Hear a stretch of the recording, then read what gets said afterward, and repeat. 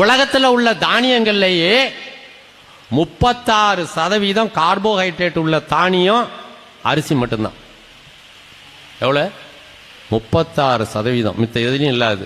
உங்களுக்கெல்லாம் தெரியும், கார்பன்னா கரி, ஹைட்ரஜன்னா திரவ எரிவாயு. ஒரு 100 கிலோ நெல் போட்டா ஒரு 50 கிலோ நெல் போட்டா 1 ஏக்கர் பயிர் வைக்கிறோம். 30 மூட்டை 1800 கிலோ. 50 கிலோவில் 1800 கிலோ. 36% பாருங்க. 100 கிலோவில் 36% 36 கிலோ. கார்பனும் ஹைட்ரஜனும் உப்பாவோ திடப்பொருளாவோ மாறினாதான் கார்போஹைட்ரேட். அப்ப 36% கார்போஹைட்ரேட் எங்க இருந்து எடுத்தது? இது என்னங்க ஆராய்ச்சி?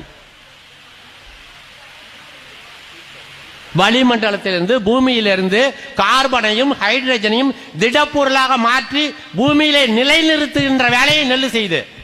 இதை விட சுற்றுச்சூழலை பாதுகாக்க வேற ஒண்ணுமே பண்ண முடியாது.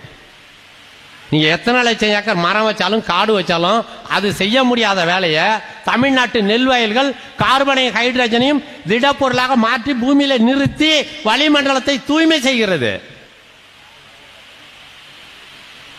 என்ன அறிவியல்? அறிவியல்னா எங்க படிக்கிறது? எப்படி படிக்கிறது அறிவியல்? 1 லட்சம் டன் இன்னைக்கு நம்ம அரிசியை உற்பத்தி பண்ணிட்டோம் 90 நாள்ல குருவை பயிரிட்டுன்னு சொன்னா 36,000 டன் ஹைட்ரஜன் கார்பனையும் திடப்பொருளை மாத்தி பூமியில வச்சுட்டோம்னு அர்த்தம். ஏங்க, தண்ணீருங்கிறது வாயுங்க, 2 வாயுக்களோட சேர்க்கை. 2 பங்கு ஹைட்ரஜன் மூலக்கூறும் 1 பங்கு ஆக்சிஜன் ஒன்று சேர்ந்தா ஹைட்ரஜன் தண்ணீர். நான் 10 லிட்டர் தண்ணியை சேர்த்துட்டேன்னு என்ன அர்த்தம்? அல்ல 20 லிட்டர் தண்ணியை சேர்த்துட்டேன்னு என்ன அர்த்தம்? 2 பங்கு ஹைட்ரஜனும் 1 பங்கு ஆக்சிஜனும் திரவ பொருளா மாற்றி நான் பூமியில வச்சுட்டேன்னு அர்த்தம். இதுக்கு மேல எங்க போய் சயின்ஸ் படிக்கணும்?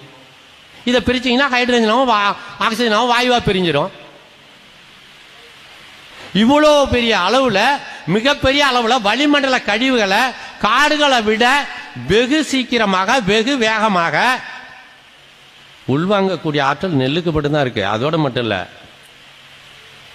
செரிக்கிறதுல அரிசியை விட உங்களுக்கு எல்லாம் தெரியும், புரோட்டா சாப்பிட்டா சீக்கிரம் செரிக்குமா, சப்பாத்தி சாப்பிட்டா செரிக்குமா, கேழ்வரகு சாப்பிட்டா செரிக்குமா, மற்ற சிறுதானியங்கள் எல்லாத்தையும் சாப்பிட்டா செரிக்குமா, அரிசி சோறு சாப்பிட்டா செரிக்குமா?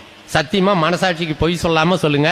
யாராவது ஒருத்தராவது கையை வாச்சும் தூக்குங்க, அரிசி சாப்பிட்டா சீக்கிரம் செரிக்குங்கிறவங்க கை தூக்குங்க. கார்பனே தப்புனா எப்படிங்க உங்களுக்கு சீக்கிரமா செரிக்குது? கறி சீக்கிரமா எரியுமா? ஒரு செடி செத்து போச்சுன்னா கார்பன் தண்டு, கார்பன். உயிருள்ள செடியில தண்ணி இருக்கும், 2ல எது சீக்கிரமா பத்திக்கும்? கறி சீக்கிரமா பத்திக்கும். வயிற்றுல வெளியாகிறது எரிவாயு. சுலபமா பத்திக்கக்கூடிய இடத்துல அரிசி சோறு இருக்கு. சாப்பிட்ட உடனே நிறைவும் கிடைக்கும், செரிக்கவும் செய்யும். இன்னும் ஒரு 2 நிமிஷம் பேசலாமா? அப்ப இந்த நெல் கண்டுபிடிச்சது மழையை உற்பத்தி பண்றதுக்கு, வளிமண்டலத்தை தூய்மைப்படுத்துறதுக்கு. எல்லா உயிர்களும் வாழணும், மழை பெய்யணும். ஐப்பசி கார்த்திகையில் மட்டுமே போர்வெல் கண்டுபிடிக்கிறதுக்கு முன்னாடி எல்லாம் பெஞ்ச மழைய காலங்காலமாக பூமிக்கு வெளியில வச்சோம். பூமிக்கு வெளியில தண்ணி வைக்கிற இடத்துக்கு பேர் தான் வயலுங்க. பூமிக்கு உள்ள தண்ணி வைக்கிற இடத்துக்கு பேர் குளம். அங்க வச்சதாலதான் புவியீர்ப்பு செய்யணும் உன்னோட உதவியோட பூமிக்கு உள்ள போச்சு. பானைக்கு உள்ள தண்ணியில அடுப்புல சோறாக்கும் போது பானைக்குள்ள இருக்கிற தண்ணியில கையை வச்சா என்ன செய்யும்? சுடும், ஏன்னா கொதிக்கும், ஏன்னா சூடாயிட்டு இருக்கும். அந்த தண்ணி என்ன செய்யும்? ஆவியாகி மேலே போயிடும். வெறும் அரிசியை வச்சு அரிச்சா காந்தி போகும். இதை பல தடவை பேசிட்டோம். தண்ணி மட்டும்தான் சூட்டை தாங்க முடியாம உடனே ஆவியாகி மேலே போகும். சூட்டை விட்டுட்டு திருப்பி குளிர்ந்த மழை நீரா பூமிக்கு வரும். நீராவி மேகக்கூட்டம் மழை. வெப்பத்தை கடத்துறதுக்காகவே பூமியில இருந்து வரப்பை உயர்த்தி தண்ணியை நிறுத்தணும். பூமி ஒரு வெப்ப கோள், குளிர்ச்சி அடைஞ்ச கோள் இல்ல. 3 பங்கு தண்ணி இருந்தாலும் இன்னைக்கும் பூமி கொதிக்குது. காரணம் என்ன தெரியுமா? பூமியில இருந்து தண்ணியை பூரா எடுத்தது. ஏன்னே தெரியாம இன்னும் விஞ்ஞானம் தடுமாறிட்டு கிடக்கு. பூமியிலிருந்து 50-60 ஆண்டுகளா கோடான கோடி டன்னு தண்ணிய, கோடான கோடி டன்னு தண்ணி எடுத்துட்டோம். 1 டன்னு கூட சேர்க்கறது எப்படின்னு தெரியல. ஒரே ஒரு வழி வரப்ப உயர்த்தினா மட்டும்தான். பூமிக்கு வெளியிருக்கிற நீர் தூசிகளை கூட பூமி இழுத்துக்கிட்டே இருக்கும். கண்ணுக்கு தெரியாத தூசியை கூட இழுக்கும். ஏன்னா புவியீர்ப்பு விசை. நீராவி எப்பெல்லாம் குளிர்ச்சியாகி மேகமா மாறுதோ அது மேலும் குளிர்ச்சி அடையுதோ அப்பெல்லாம் பூமி இழுத்துக்கும் கீழே.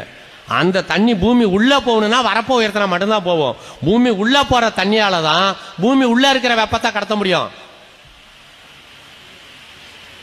சோறாக்கும் போது பானையில் அரிசி வைக்கிறோம், மேல சட்டியில ஒரு சட்டியில ஒரு பாத்திரத்தில் தண்ணியை வச்சு எரிச்சா இப்பவும் தண்ணி ஆவியாகும்.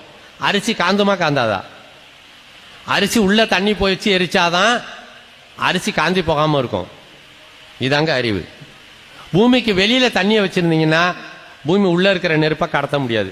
பூமி உள்ள தண்ணி இரண்டரை கலந்தாதான் வேறு பத்திரமா இருக்கும், செடி கொடி பத்திரமா இருக்கும், உயிர்கள் இருக்கும். பூமிக்கு கீழே ஒரு பெரிய உலகம் இருக்கு. புழு பூச்சிகள் இருந்து எல்லாம் இருக்கு.